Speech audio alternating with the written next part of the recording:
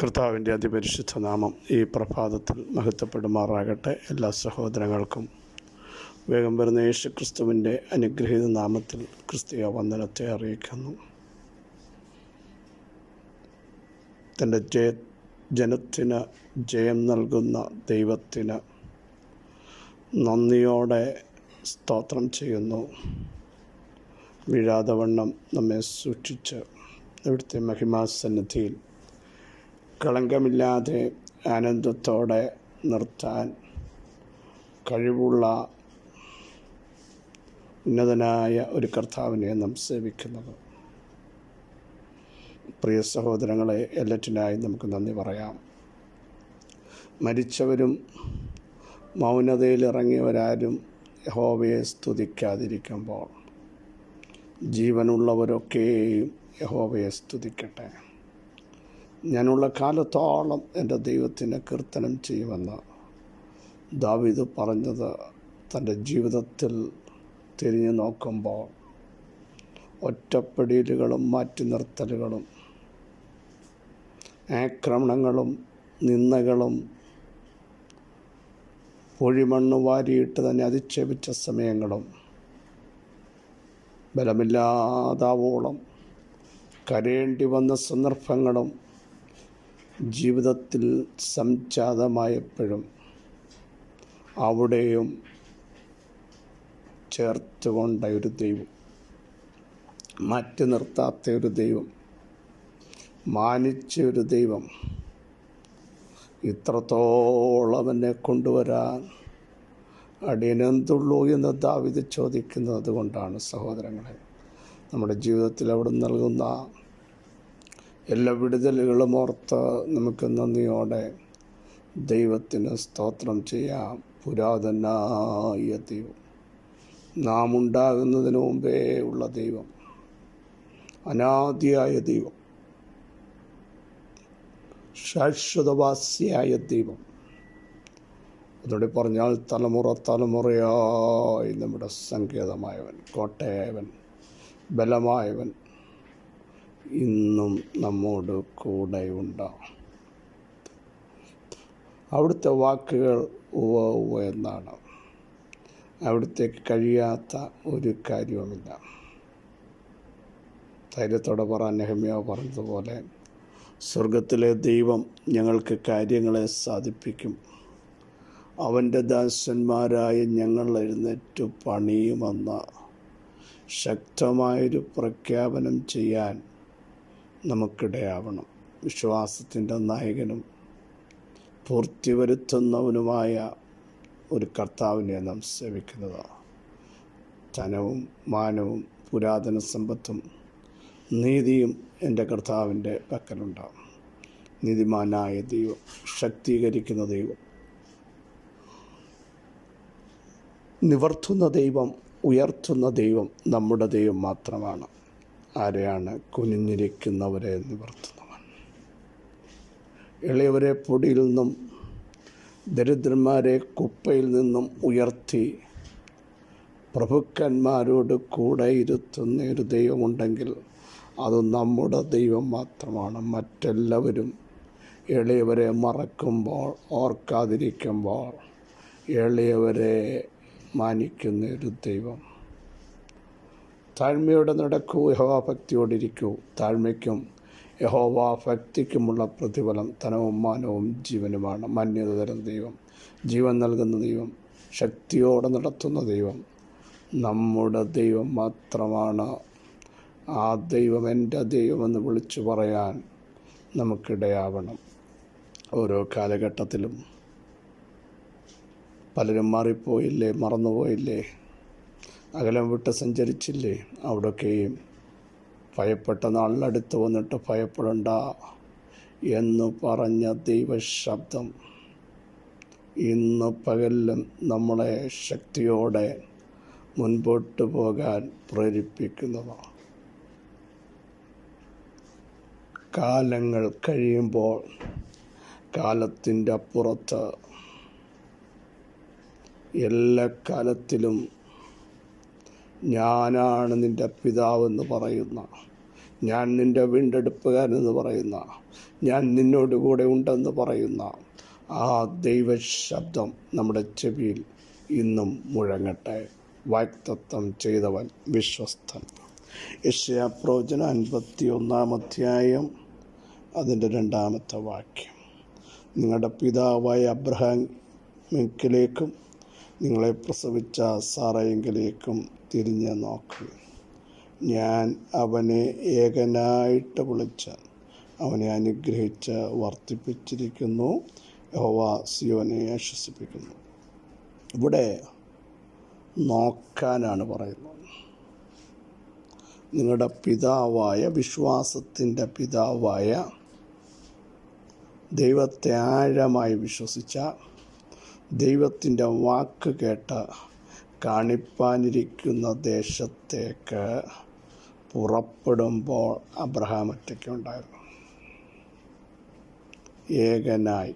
ഇന്ന് പകൽ ഞാൻ വിളിച്ചു പറയുന്നു, ആരെങ്കിലും ഏകരാണെന്ന് തോന്നിയാൽ, ഞാൻ ഒറ്റയ്ക്കേ ഉള്ളൂ, എൻ്റെ കൂടെ ആരുമില്ല.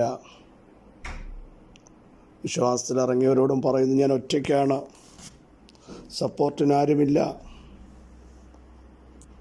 ഞാൻ എന്ത് ചെയ്യും? ചില വിഷയങ്ങളുടെ മുമ്പിൽ ഞാൻ ഒറ്റയ്ക്ക് തണ്ടു വലിക്കുന്നു, ഒറ്റയ്ക്ക് ഭാരം വഹിക്കുന്നു, എന്നെക്കൊണ്ട് പറ്റില്ല എന്ന് പറയുന്നവരുമുണ്ട്. ഏകനാണ്. അബ്രഹാം ദൈവത്തിൻ്റെ വാക്ക് കേട്ട വിശ്വാസത്തിൻ്റെ ശബ്ദമാണെന്ന് മനസ്സിലാക്കി, കാണാത്തവയെ പറ്റി അരുളപ്പാട്, കാണാത്ത ദേശം, അതുവരെ താൻ പോയിട്ടില്ല. അവിടെ തൻ്റെ കൾച്ചർ വിട്ട്, സിസ്റ്റം വിട്ട, പാരമ്പര്യം വിട്ട ദൈവത്തിൻ്റെ വാക്കിന് വില കൊടുത്ത് വേർപാടിന് വേണ്ടി ഇറങ്ങിയപ്പോൾ സംഭവിച്ച കാര്യം നമുക്കറിയാം. ഞാൻ അവനെ വർദ്ധിപ്പിച്ചു. ഏകരായി നിൽക്കുന്നവരെ വർദ്ധിപ്പിക്കുന്ന, കൂട്ടമാക്കുന്ന, യോജിപ്പിക്കേണ്ടിടത്ത് യോജിപ്പിക്കുന്ന ഒരു ദൈവം നമ്മുടെ ദൈവമാണ്. നിങ്ങൾ ഏകരാണെങ്കിൽ, ചിതറിപ്പോയ പല അനുഭവങ്ങളുണ്ടെങ്കിൽ, ഏകരായി നിൽക്കുന്നവരെ വർദ്ധിപ്പിക്കുന്ന ഒരു ദൈവം. നോക്കൂ, ഏകനായി ഇറങ്ങിയ അബ്രഹാമിനെയും തൻ്റെ കുടുംബത്തെയും ദൈവം വർദ്ധിപ്പിച്ചില്ലേ? കടൽക്കരയിലെ മണൽത്തരി പോലെയാക്കിയില്ലേ? ആകാശത്തിലെ നക്ഷത്രങ്ങളെ ഉണ്ടാവെങ്കിൽ എണ്ണിക്കോ എന്ന് പറഞ്ഞ് അബ്രഹാമിനെ വിളിച്ചിറക്കിയിട്ട് ദൈവം പറഞ്ഞില്ലേ, ഇതുപോലെ ഞാൻ നിൻ്റെ സന്താനങ്ങളെ ആക്കും. പക്ഷേ ഇറങ്ങിയ സമയത്ത് താൻ ഏകനല്ലായിരുന്നോ? അങ്ങനെയെങ്കിൽ ഇറങ്ങിയപ്പോൾ നിങ്ങൾ ഏകരായി ഇറങ്ങിക്കാണാം, ഒറ്റപ്പെട്ട് കാണാം. പലരും നിന്ദിച്ചിട്ടുണ്ടാവാം, അപമാനിച്ചിട്ടുണ്ടാവാം, മാറ്റി നിർത്തിയിട്ടുണ്ടാവാം, അംഗീകാരം നൽകിയിട്ടില്ല. അതൊക്കെ സത്യമാണ്. പക്ഷേ നിങ്ങളെ ആത്മാവിൽ നിങ്ങളെ വർദ്ധിപ്പിക്കുന്ന, വിശ്വാസത്തിൽ വർദ്ധിപ്പിക്കുന്ന, ചില പ്രത്യേക തീരുമാനങ്ങൾ എടുക്കാൻ നിങ്ങൾക്ക് കരുത്ത് നൽകുന്ന, ചിലത് വേണ്ടാന്ന് വെക്കാൻ, ലോത്ത നീരോട്ടമുള്ളത് തിരഞ്ഞെടുത്തപ്പോൾ അതെനിക്ക് വേണ്ട, ദൈവത്തിൻ്റെ വഴി മാത്രം മതിയെന്ന് ഡിസിഷൻ എടുക്കാൻ, ദൈവവുമായിട്ടുള്ള ബന്ധത്തിലേക്ക് ചേർന്നിരിക്കാൻ, ദൈവം പറയുന്നത് അതുപോലെ ചെയ്യാൻ തയ്യാറായ ഒരു അബ്രഹാമിനെ ദൈവത്തിന് മറക്കാൻ കഴിഞ്ഞില്ലെങ്കിൽ, ദൈവം അബ്രഹാമിനെ ഓർത്തെങ്കിൽ, ഇന്ന് പ്രഭാതത്തിൽ ഞാൻ വിളിച്ചു പറയുന്നു, വർദ്ധിപ്പിക്കുന്ന ദൈവത്തിൻ്റെ കരം. സാറായ ദൈവം മറന്നോ? അവരൊരുമിച്ച് നടന്നില്ലേ? വിശ്വാസത്തിന് വേണ്ടി ആ കുടുംബം നിന്നില്ലേ? അടുത്ത ജനറേഷൻ ഇസാക്കിനെ ദൈവം മറന്നു, യാക്കോബിനെ മറന്നു. വരുന്ന ജനറേഷനെയൊക്കെ ദൈവം അനുഗ്രഹിച്ച ആ യാക്കോബിനെ ദൈവം ഒരു രാഷ്ട്രമാക്കി. അവൻ്റെ പേര് മാറ്റിയില്ലേ? സ്വഭാവം മാറ്റിയില്ലേ? അങ്ങനെയെങ്കിൽ ആ ദൈവം നമ്മുടെ ദൈവമാണ്. ഇറങ്ങിത്തിരിച്ചവരോട് പറയുന്നു. വിശ്വാസത്തിന് വേണ്ടി സ്റ്റെപ്പ് എടുത്തവരോട് പറയുന്നു. പല എതിർപ്പുകൾ വരാം, പ്രലോഭനങ്ങൾ വരാം, ശക്തമായ വെല്ലുവിളികൾ വരാം, ഏകരെന്ന് തോന്നലുണ്ടാകുന്ന സമയങ്ങൾ വരാം. ഇല്ല, നിങ്ങളെ വർദ്ധിപ്പിക്കും ദൈവം. അബ്രഹാമിനോട് ഞാൻ നിന്നെ അധികമായി വർദ്ധിപ്പിക്കും, എനിക്ക് നിന്നോടൊരു നിയമമുണ്ട്. ഉൽപ്പത്തി 17. കാരണം ദൈവത്തിൻ്റെ നിയമം മനുഷ്യൻ്റെ നിയമം പോലെയല്ല. ഭൂരിപക്ഷമുണ്ടെങ്കിൽ മനുഷ്യൻ്റെ നിയമം മാറ്റാം, പക്ഷേ ദൈവത്തിൻ്റെ നിയമത്തെ മാറ്റാൻ വർദ്ധിപ്പിക്കുമെന്ന് പറഞ്ഞ, ശക്തീകരിക്കുമെന്ന് പറഞ്ഞ നിന്നെ വിളിച്ച ദൈവം ആ നിയമം ഇന്നും പ്രാവർത്തികമാക്കും. വിശ്വസിക്കുക. ദൈവത്തിന് എന്നോടും എൻ്റെ കുടുംബത്തോടും ഒരു നിയമമുണ്ടെന്ന് വിശ്വസിക്കുന്നവർ വിളിച്ചു പറ. ഞങ്ങൾക്കൊരു ആത്മീയ വർധനവ്, പ്രാർത്ഥനയിൽ വർധനവ്, ആരാധനയിൽ വർധനവ്, വിശുദ്ധ ജീവിതത്തിലൊരു വർധനവ്, വചനധ്യാനത്തിലൊരു വർധനവ്, എല്ലാ മേഖലകളിലും ഒരു വർധനവ് ഞങ്ങൾ പ്രതീക്ഷിക്കുന്നു എന്ന് പറഞ്ഞ് പ്രാർത്ഥിക്കാൻ തയ്യാറാകും. പരിശുദ്ധാത്മാവ് നിങ്ങളെ ടച്ച് ചെയ്യുക. സർവശക്തിയുള്ള ദൈവമേ, ഉന്നതനായ ദൈവമേ, ഉയർന്നിരിക്കുന്ന ദൈവമേ, ശാശ്വതവാസിയെ, ആരാധ്യനെ, ബഹുമാനത്തിന് യോഗ്യനെ, പുകഴ്ചയ്ക്ക് യോഗ്യനെ, രാജാവ്, അങ്ങേക്ക് സ്തോത്രം. ഏകനായി ഇറങ്ങിത്തിരിച്ചവനെ വർദ്ധിപ്പിച്ച് ആശ്വസിപ്പിച്ച് കാൽവച്ച ദേശം നൽകി ഐശ്വര്യമായി അനുഗ്രഹിച്ച് അവൻ്റെ സന്താനങ്ങളുടെ മേലും ദൈവത്തിൻ്റെ അനുഗ്രഹങ്ങൾ വെളിപ്പെടുത്തിയ ദൈവമേ, ഞങ്ങളെ ഏകരെന്ന് ചിന്തിക്കുമ്പോൾ ഇല്ല, ഞങ്ങളെ എല്ലാ മേഖലകളിലും വർദ്ധിപ്പിച്ച് ശക്തിയോടെ നിർത്തുന്ന ദൈവത്തിന് നന്ദി പറഞ്ഞ് ആരാധിക്കുന്നു. ഈ ബലത്തോടെ അവിടെ ഞങ്ങളെ നയിക്കണം. പരിശുദ്ധാത്മാ ഞങ്ങളെ ശക്തീകരിക്കണം. ദൈവകൃപയിൽ മറയ്ക്കണം. ഇന്ന് പകൽ അടിപ്പണിൻ്റെ ശക്തി വ്യാപരിക്കണം. അന്ധകാര വെല്ലുവിളി ഇരുളിൻ്റെ വ്യാപാരം അഴിയട്ടെ. പീഡിപ്പിക്കുന്ന ചില രോഗബാന്ധവങ്ങൾ പൊട്ടിമാറട്ടെ. അടഞ്ഞ വാതിൽ തുറക്കട്ടെ. ചില സിഗ്നേച്ചറുകൾ വരേണ്ട വിഷയത്തിന്മേൽ ദൈവം അത് നൽകാൻ പോകുന്നതിന് സ്തോത്രം. ചില ഹൃദയങ്ങളെ മെഴുകുപോലെ ഉരുക്കി തൻ്റെ ജനത്തെ ഇരുത്തുവാൻ നോക്കുന്ന ചില മണ്ഡലങ്ങളെ ദൈവം പൊട്ടിക്കുന്നതിന് സ്തോത്രം ചെയ്യുന്നു.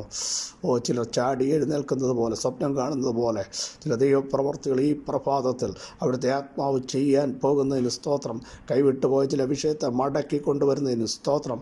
ദൈവശക്തി വ്യാപരിക്കുന്നതിന് സ്തോത്രം. കൃപ കൂടെയിരിക്കുന്നതിന് സ്തോത്രം. യേശുവിൻ നാമത്തിൽ തന്നെ ആമേൻ. ആമേൻ. ക്രിസ്തുവാത്സല്യ സഹോദരങ്ങളെ, ധൈര്യത്തോടെ ബലത്തോടെ നിയോഗത്തോടെ മുമ്പോട്ട് പോകൂ. നമ്മുടെ ദൈവവിശ്വസ്തൻ, വലിയവൻ, ഉന്നതൻ, ഉയർന്നിരിക്കുന്നവൻ ഈ വചനങ്ങളാൽ അവിടെ സഹായിക്കട്ടെ. ക്രിസ്തയേശുവിൽ നിങ്ങളുടെ സഹോദരൻ പാസ്റ്റർ ഗിജോ മാത്യു.